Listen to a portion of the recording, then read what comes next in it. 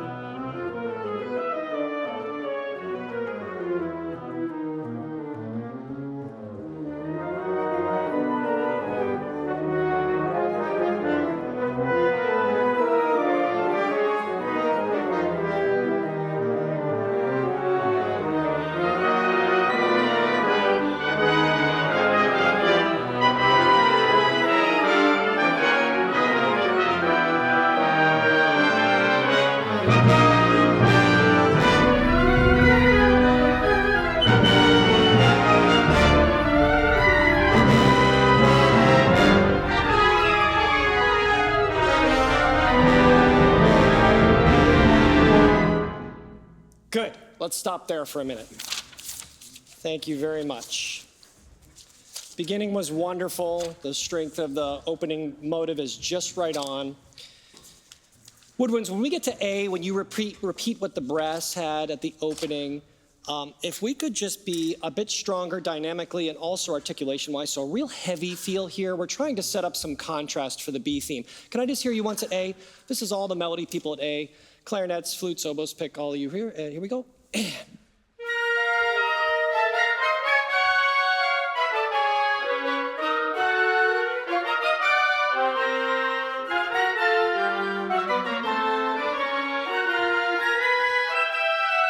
Wonderful. So I think it's in the triplets, the accented notes in general.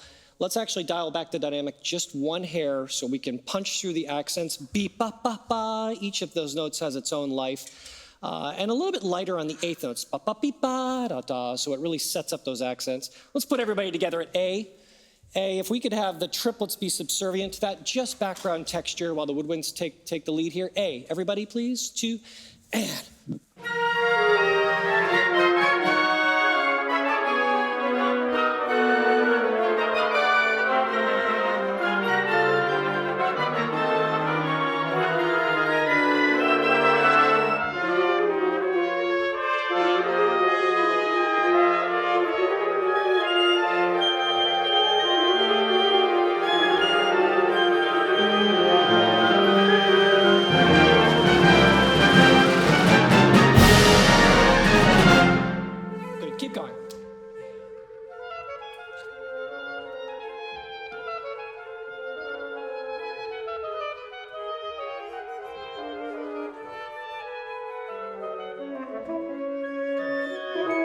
Good. So Trevor, you start us off here. Let's actually kick this up one notch as far as the playfulness and the cuteness of it.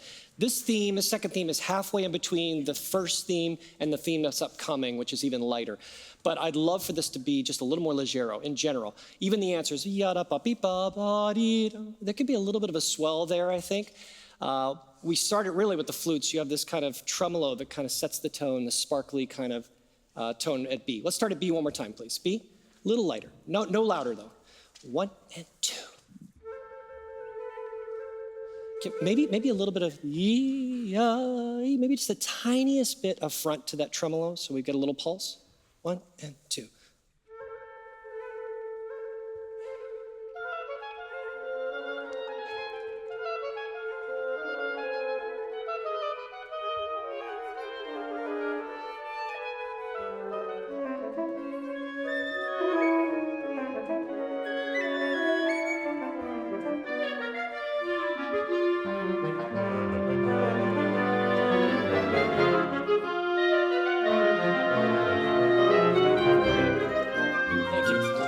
So this 6 bars in here is actually a bit of seriousness before the bells and Glock bring us back into the light segment we're about to have. So clarinets, if you could make a little shorter on B, up, beep, ba, for this little stretto we have, and everybody who comes in with the motive, beat up, ba, put an accent on the first note of the slur. Beat up, ba, da, ba, beep, ba, da, ba. A little bit of that will help a lot. And then we all come together, bar before C, ba, da, ba, and it resets, and we do it again before the last triplet into the clarinets. Then at 41, back to Legero, back to playful and more sunny. I think I probably overdid it with the tremolos, so just the tiniest bit. A little just shimmer is what we're looking for. One more time at B, and we'll keep going this time. Thanks, everybody. 1, 2.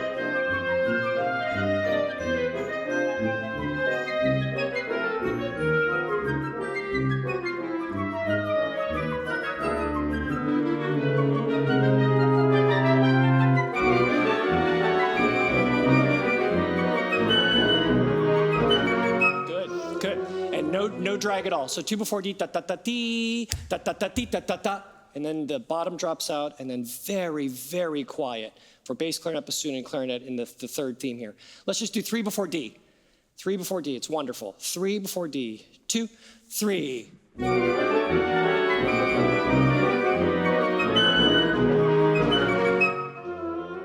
Good. And this is always a difficult transition for all bands. Do we take a space? Do we not take a space? Do we do a clean cut and then go to the next theme, or do we just charge right through? For me, I think the answer is somewhere in between. I think you have just a little bit of a kind of tossing the last theme into the air and then dropping into the new one. So we have to be careful not to rush the last 8th notes before D, and then we'll all collectively breathe, and then the anticipation is ba-da-da-dee, da-da-dee, ba-da-da-da. So if we can capture that moment, it's very cool. 3 before D. One more time. 3 before D. And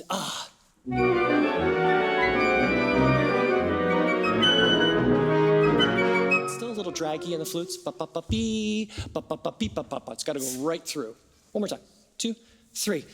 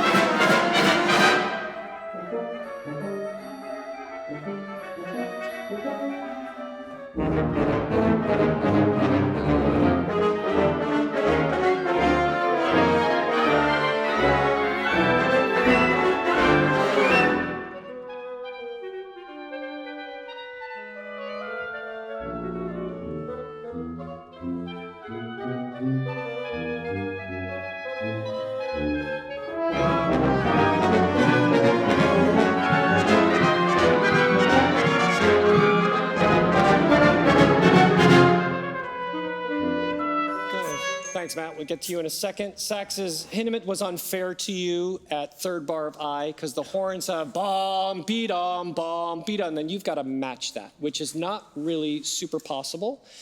So horns, I think in order to make this work, let's back off that forte at I just a bit since in unison. The most important thing for me is ba, beat-a, ba, beat-a. So the half note is actually less important. Saxes, give me everything you have when you copy them, and we are going to try to clear out some space in the rest of the band. So trumpets, when you come in, third bar of I with the clarinets, maybe a little bit sotto voce. We already get the idea of da-da-da-da-da. We don't need to hammer it, and that'll give saxes a fighting chance. This whole section, and this is a common problem for a lot of bands playing this. This is so difficult, this music. They play it very, very well. But even we sometimes have a trouble with the molto agitato. You know, Hindemith puts this in there on purpose because I think he knows it's going to be hard to keep the energy going. Da-da-da-da-da-da-da-da-da. So for us, we just need to throw away the 16ths just a little bit more and skip ahead to the dotted 8s all the way through, and especially in the lower registers, that's the biggest challenge. So if you could really drive through those figures, keep that energy all the way to the end of this section. The stuff at 99 was great. The brass and the snare drum, that was exactly the right feel, right dynamic, perfect crescendo. Let's take one more run at this, folks, and then we'll keep going. 78 right on molto agitato. Ba-dum, ba-dum, ba-dum. Alto and saxes, you guys lead the way. 1 and 2.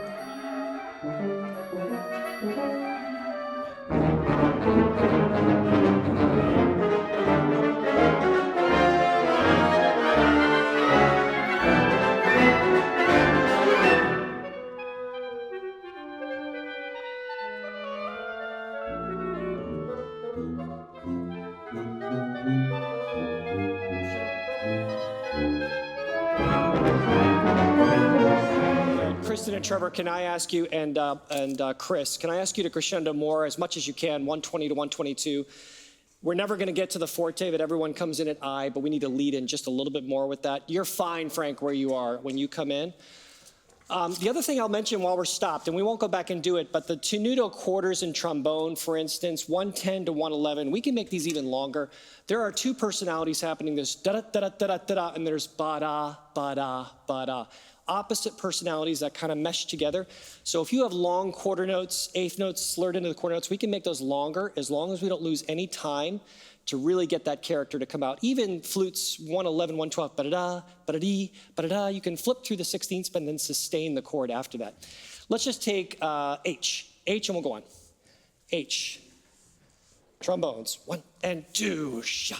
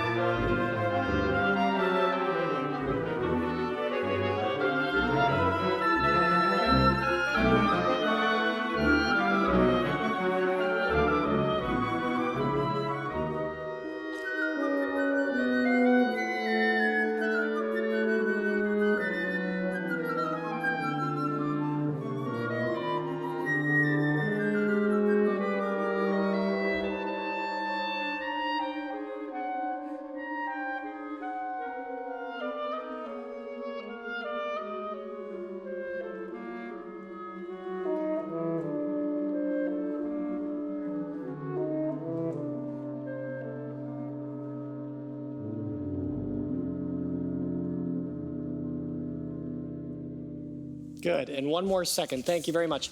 Andrew, you could play a little louder on that little chromatic or scalar line you have in 180. It's just kind of a cool side effect of what happens with the rest of the band. Can I hear just for a moment, just for us and for our audience, this texture Hindemith creates at L. So just non-melodic people. So half notes, euphonium, horn, clarinets with the trills. Can we just hear this once real quick? L. L without the melody, please. 1 and 2 and 3.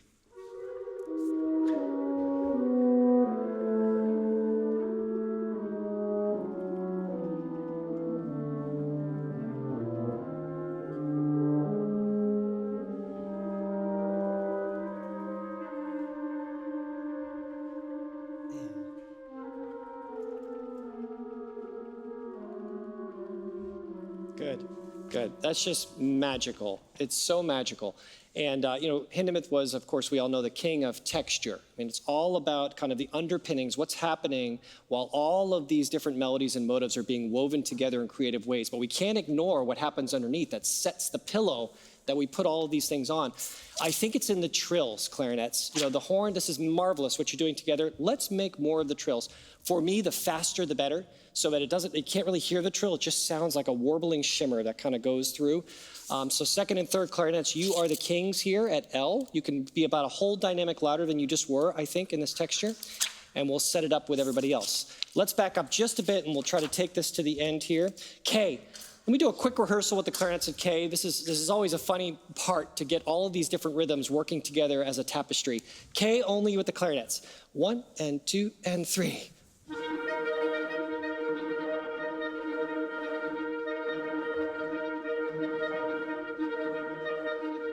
That's marvelous.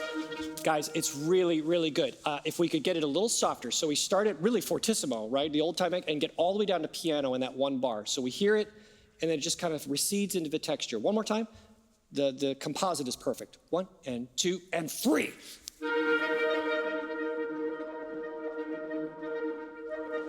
Yeah. And then flutes come in, then oboe, and we've set you up in low reeds to have this perfect place to lay your motives over the top. Everybody at K. Everybody at K, please.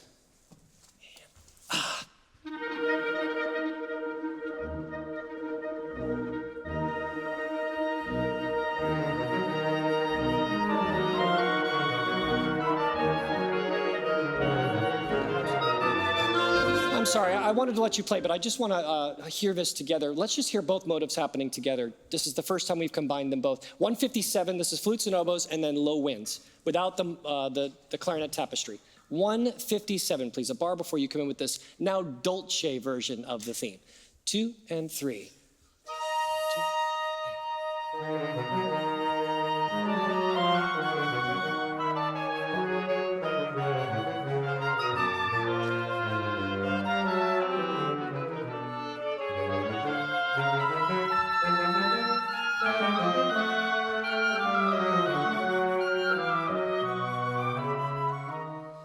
Only Hindemith could have taken two very unique and wide-ranging melodies and put them over the top together and have them fit together perfectly like a puzzle. It's really brilliant, and it's very neat when you hear it isolated like that. One tweak I'd make to this low winds is ba-ba-ba-bee, ba-ba-ba-bee, ba-ba-ba-ba. Let's make those quarter notes tenuto, just so we have a little bit of forward motion through your crescendo, not too short. Everybody at K, and I will go on this time, I promise. K, please, clarinets, 2, and.